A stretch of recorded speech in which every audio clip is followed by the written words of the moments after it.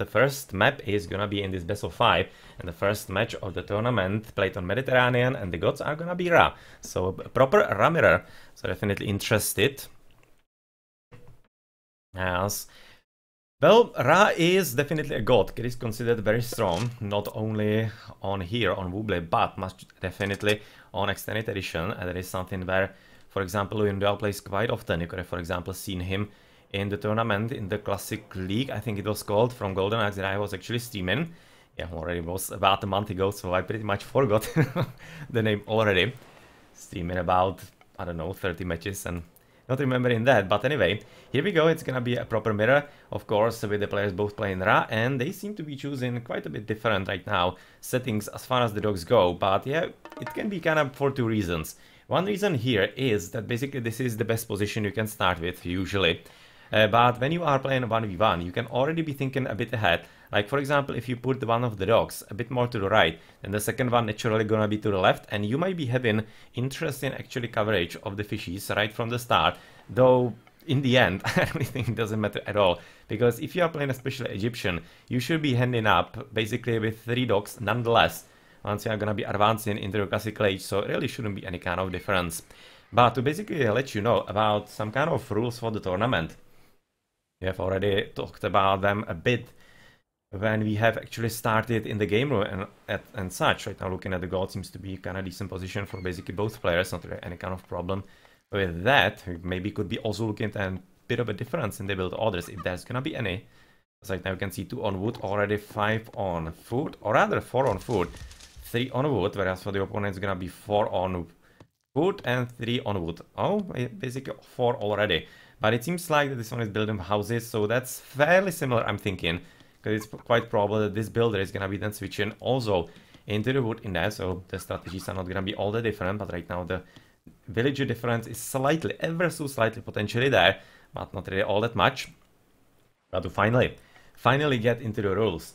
The settings are gonna be best of 5. I'm not sure if maybe the finals are gonna be best of 7. It is possible, though I'm not entirely certain about it. It might be all best of 5 right about now. Just cannot remember it again. My memory is really great. But the settings otherwise are that it is combined between basically Titans and Vanilla. The first game is Titans, 4th game is also Titans, and in between them are basically 2 Vanilla games. And to make it simpler for the players who are having issues with actually starting Vanilla, which can happen, and to my knowledge, it should be basically always because of a mod.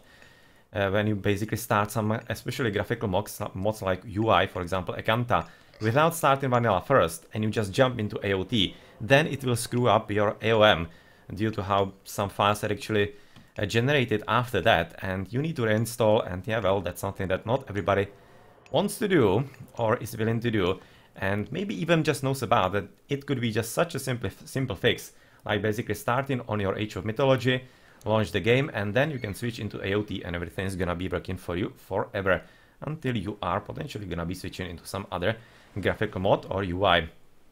But anyway, to make it simpler for players, there is a possibility of actually playing on the Titans on the hybrid mod that has been implemented into the game about, maybe it could be already about 2 years ago by Chrono JJ. That's definitely quite nice effort that has been also used, but this is gonna be probably the very first tournament, if I remember correctly. The players are gonna be thinking about advancing into the next age, and apparently Shadowfax, aka NoMercy, is gonna be quite a bit faster. Quite a bit faster in there as well. To finish with my introduction into the basically simplicity for the players, they can basically play on the hybrid mod, which simulates vanilla in a lot of things. Like, for example, you cannot build PCs in the classical age, you don't get the free mythical unit, and some other things like that. And of course, attempts right now also to change a few things that have changed between vanilla and AOT, basically like costs, different basically strength of Eclipse and other god powers like that. But yeah, well, if you don't have any kind of problem with vanilla, then you can be playing on vanilla as well, I'm assuming, because right now the players already, they have agreed to do that, so we will be switching into game number 2 and 3 into the normal classical vanilla state. So definitely interested in that, how they're gonna be doing in there, which should be of course quite a bit of advantage for Shadowfax, because he is more or less a pretty skilled, almost an expert, I would be thinking, or almost, he pretty much is at this point an expert in vanilla, so he should be having advantage in that. But in Titans, that should be the strong field for Luyindula, and that's basically the point of the tournament, having it both in there, basically giving both types of players the same amount of chances and capabilities, and basically let them decide who is better, a vanilla player or a Titan player, as the last game the decider would be played on basically normal hybrid. Normal hybrid, but without the vanilla rules. So you can basically do everything that you can. Vanilla rules also mean, in the game 2 and 3, that you shouldn't be using, for example, autocue, which is unfortunately not really possible to take it out of the game altogether, so you kind of need to think about it a bit in there. But in the hybrid mode, in the field game, you can basically use it as well. You can do whatever you want that the hybrid mode would be allowing you to do. So here we go, both advancing but a bit differently. Shadowfax is already right now on Eclipse, whereas Luyindula has gone through normal Ptach, so Bast versus Ptach. Let's see what's gonna be better. So far we are seeing that, of course, Shadowfax is having a bit more of an advantage in there, and let's see how he's gonna be actually able to use that. So right now you can see the budget coming forward for a bit of scouting on the left side, but otherwise the players haven't scouted at all. All they have scouted is the water and then a bit around their bases, which of course led Shadowfax to also discovering one of the TCs right next to him to the left side. Though, it has to be said that he hasn't discovered gold yet. So that is potentially advantage for Luyindula, who already knows that there are golds on both sides of his map, and he probably could be also expecting that one of the TCs is gonna be in the darkness. Right there, at the top side. Don't really want to go away from this water battle just now, as it's gonna be probably quite important, as the numbers are fairly similar. You can see 9 and about 7, so slightly more for Shadowfax in there, and it seems to be really working kinda alright. Or is it actually for him? Because right now, that's 7. Right now, don't know exactly how the numbers are counted. 8 and 10. If it's actually for the different players, I really don't know. Right now it's 7, that's 9. And this is 11. So yeah, it actually seems like that it divides the players. But when I was clicking it, it didn't really seem like to recognize it all that much. So not entirely positive if it really does discriminate players, or if there's some kind of random division actually in there, because right now it was one of the red boats being dead and being removed from this counter in the middle. So maybe it's not exactly that able, the game, to differentiate this way. So here we go, cabinets from Luyindula. I'm just gonna be checking if maybe there are gonna be some kind of extra upgrades already coming up. Because you should be maybe thinking about armory almost being at least thought about, because so far it seems like quite a solid water battle in there with already armory coming up for Luyindula. So that is of course quite nice to see at this point. Quite nice to see for him at this point. Let's check. Nothing is being so far researched, as we are gonna be looking back at the water battle, as really on the land nothing much is going on, just a bit of scouting for both players as they're trying to discover if maybe there's gonna be some kind of advantage it could be gaining, and maybe also preparing for the opponents as well. That's a lot of kind of half-dead boats here. Just looking at this. That's a whole lot more for Luyindula than Shadowfax, so basically if there's gonna be some important engagement, should be coming for the red player, and I would be kind of liking for him, especially since he's Ra, so he should be thinking about a few more priests, to maybe send a few priests there and start healing. Because you can do that, and if you can, for example, take these dead boats and basically have them right next to the dockside and try to heal them, it could be some kind of advantage for you to be had. But to be honest, at those numbers, it's always gonna be quite hard and really quite demanding on your micro abilities, most definitely. There we are. Seems like that this is going for Shadowfax slowly. Slowly, though, because you can see the reinforcements are always gonna be turning the battle around into basically a bit of equilibrium. And so far I don't really see any kind of significant advantage for either side, but maybe just gonna be having a quick look at the bottom. The budget at the bottom, who right now is gonna be the master of the piggies, is gonna be maybe looking to put a bit of a dent into enemy economy. But oh yeah, this might be important, because right now Shadowfax is running out of gold. Already the villages having some problems with them, not sure. But gold is gonna be of course running out here as well. You can see Luyindula already switching into the next gold, and he's having it quite a bit closer. Quite a bit closer than Shadowfax, so maybe even that difference in about 5-10 seconds in the walk time could actually be playing a role, because we are in a proper mirror, so of course any kind of difference in the gameplay of both players is definitely gonna be noticeable in the game overall. Right now I'm kinda afraid that Shadowfax is actually aiming into a disaster, because he probably hasn't realized yet that he's running out of gold. Right now going to be even switching into armory. with the resources definitely not being close right now. Cutting it very close. Very close indeed, just now noticing. But we also have seen a bit of a difference in the approach. Because you can see that Luyindula kept empowering this main goal, which of course was allowed by the fact that he actually moved faster. If he was leaving the Pharaoh here, he would be just basically running out of the gold too soon, and he wouldn't be having all that much of an efficiency in there. So yet again, small differences all around. So you're gonna be having a look yet again on the water, where actually the situation seems to be slightly turning around, and I would be thinking that at this point Luyindula is actually having an advantage. Not entirely certain how he managed that, because the economy looked quite solid for Shadowfax. So not certain if there was some kind of problem on his side, because Shadowfax really does have very good economy. You can see he's closing on the heroic age much faster. Much faster indeed. And at this point, since they are still fighting on the water, I will be kind of thinking about copper shields. Because if you don't know, copper shields really upend water battles if only one side has them. Especially if it is so close as it is here. You can see basically advantages through and fro. Always basically more or less made equal and disappeared by basically any kind of reinforcements that are coming forward. You can see Pulsane for fishing ships for Shadowfax, where they oh well, that's the difference. Okay, so Luyindula doesn't have actually Pulsane. That's the reason why actually the economy looks so much better for the blue player, and he definitely is gonna be almost into the heroic age in there, as oh, this is gonna be altogether different. Altogether different right there, as Shadowfax right now is gonna be scouting. That second TC is being dropped for the opponent. It's gonna be slowing it down quite a bit, but with Pharaoh already there, not gonna be anything all that major. Especially with the backup priest right here. And well, with the priests, how many actually do we have? That's 2 priests there. Well, he doesn't need anything extra, as he's already moving on to the gold on the left side as well. There's 1 extra priest here. Second is not really present, so you can see that basically already a stronger economy somehow is paying off for Shadowfax. He's gonna be right now coming through Hathor. It's of course nice to see. As for the opponent, he is quite probably gonna be quite a bit later. Right now with the second TC, it's kinda bound that he's gonna be really late. But I'm getting slightly worried that he might be getting way too late. Because at this point, even if you are looking at the water battle right now still going on, it's pretty much decided at this point. There shouldn't be all that much of a chance. Because with the delay of right now, it's gonna be maybe 3-4 minutes of a difference in the heroic age in there. Shadowfax should be closing in quite easily with at least a few siege bows that he's gonna be producing very soon after he advances into the next age. Which is really gonna be fairly quick. And yeah, right now you can see 20% still left, and I would be, oh well, you can see, even upgrading to the shaft mine is already coming forward. So let's check into the economies, that's gonna be important. Adze of Vapavet.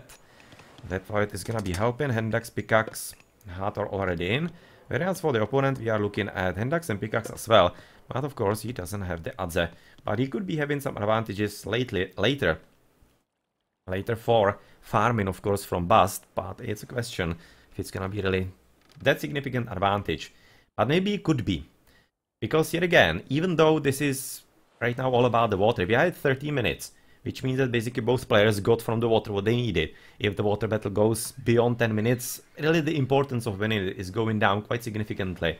And if you're gonna be getting to like 14-15, with the fishing economy still going there, it really won't be paying, or rather making all that much of a difference, whoever wins it. But well, just to finish my thought, the farms could be coming back. Yeah, you can see it. Definitely could be using a granary right in the middle in there. Exactly because of the rains. Because right now that's gonna be a rain advantage for him. You can see that his opponent has absolutely no farms whatsoever, as he has already switched into the second TC as well.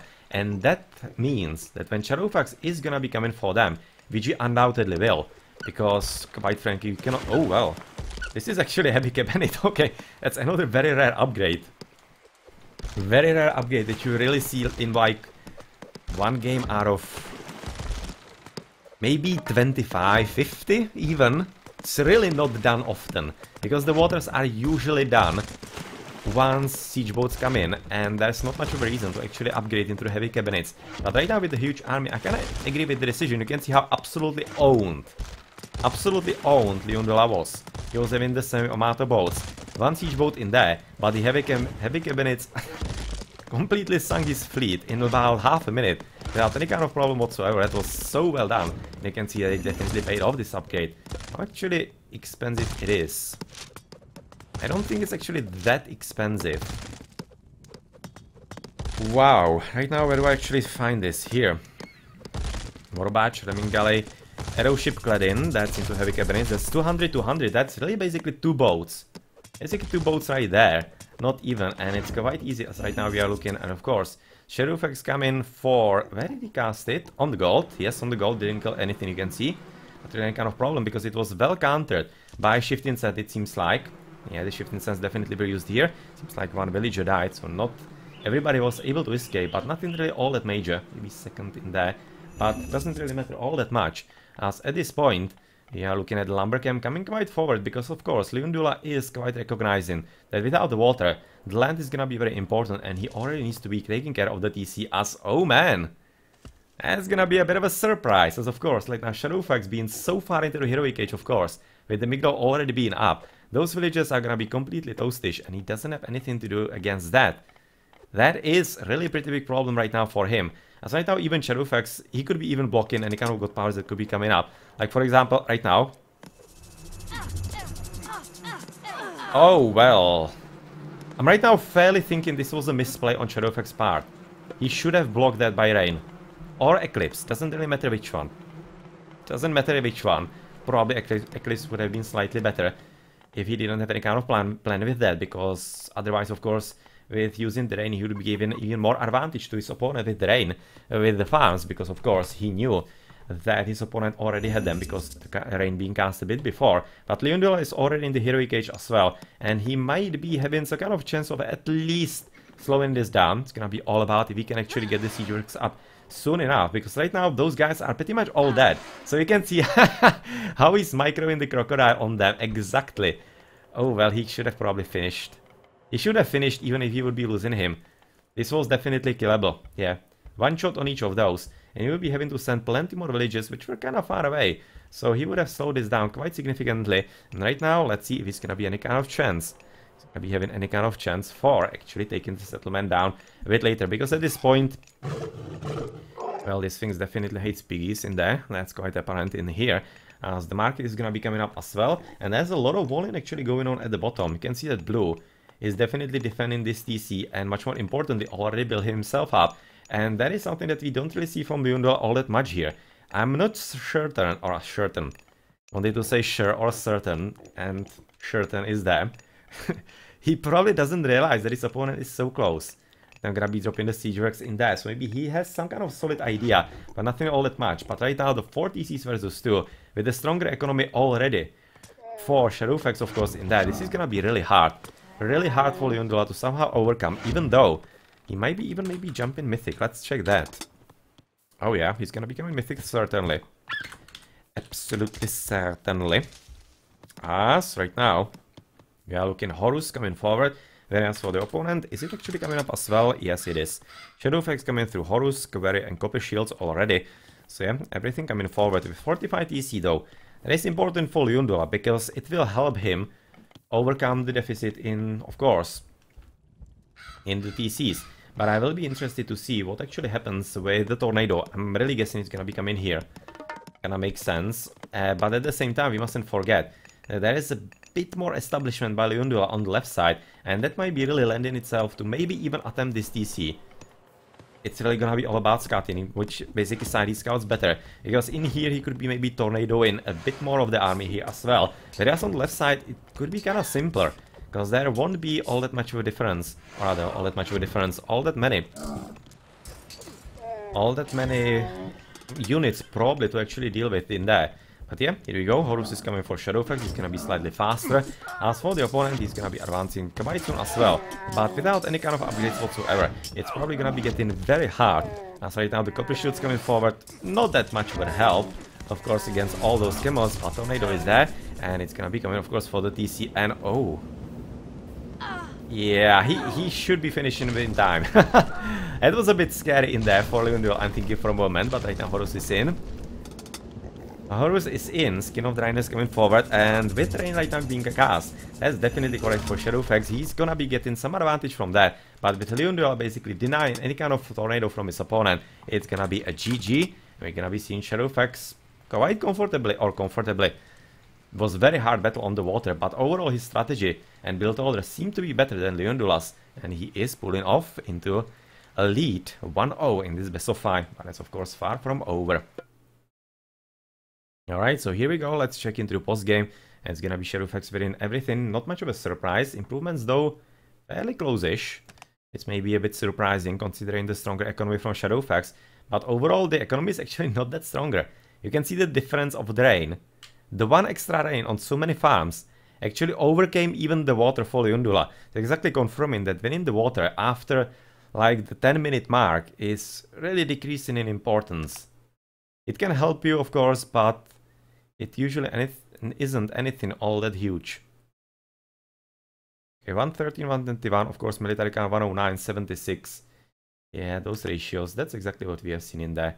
Even through the different heroic ages, advances into mythical were pretty similar.